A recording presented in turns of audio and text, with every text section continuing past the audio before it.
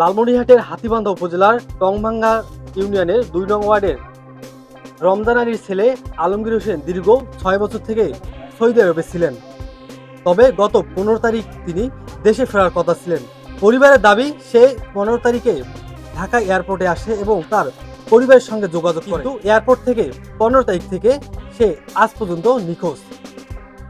পরিবারের সদস্যরা বিভিন্ন থানায় এবং এয়ারপোর্টে গেলেও তারা এখন পর্যন্ত কোনো আইনি সহায়তা পায়নি। বলছি বাবা, আমার বাংলাদেশি ৯টার সময় কয় তারিখে? ১৫ তারিখ বলছি যে মা আমি কাল পরশুই চলি যাব, আমি তাড়াতাড়ি যাব, আমাকে নিয়ে টেনশন করেন না মা। আমার ওনার ছেলের সঙ্গে কথা বললো, আর শাশুড়ির সঙ্গে কথা বললো, বলার পর আর আমি ফোন টোন দেইনি। আমার তো বড় ফোন নাই, আমি কি দিয়ে ফোন দিব বাবা? আমার ছেলে হাসি মুখটা দেখি আমি খুশি, হাসি হাসি বললো মা আমি আসছি মা, আমি চলে আসছি মা। এই কথা হয়েছে আমার সঙ্গে বাবা। ৬ বছর এখনো পূর্ণ হয়নি, প্রায় ২ মাস পর সংবাদ। আপনারা খুঁজুন কোথায় আছে, কি কে নিয়ে গেল, কোন সন্ত্রাসের হাতে পড়ল, যে ছিনতাইকারীর হাতে পড়ল। আমার ছেলের কাছে তো কিছু ছিল না, শুধু মোবাইলটিও ছিল।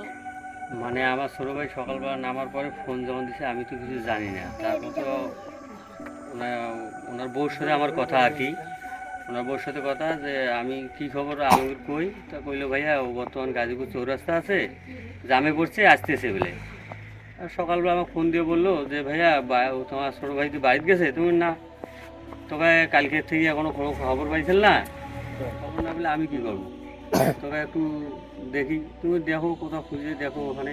ওনার বন্ধু ওনার বন্ধু এখন কইলো যে আমার ওনার বন্ধুর সাথে গেছে, ওনার বন্ধুর বাসাতে গেছে। এখন কোন বন্ধুর গেছে তা তো আমি চিনি না। এখন এয়ারপোর্টে তারপরে ওনার এয়ারপোর্টে ফুটেজ চেক করে পাঠাই দিয়েছিলাম। তারপরে ওটা এয়ারপোর্টে ফুটেজ পেলে চেক করা নেই, কারণ প্লেনে ওখান থেকে গেছে, যে জিজ্ঞেস করছে তোকে পাসপোর্টের নাম্বার দেন, তাইলে আমরা কখন নামছে নাই নেবে সবলাই আমরা বলে দেবো বলে। কারণ আমাদের কাছে তো পাসপোর্টের ইয়া নাই।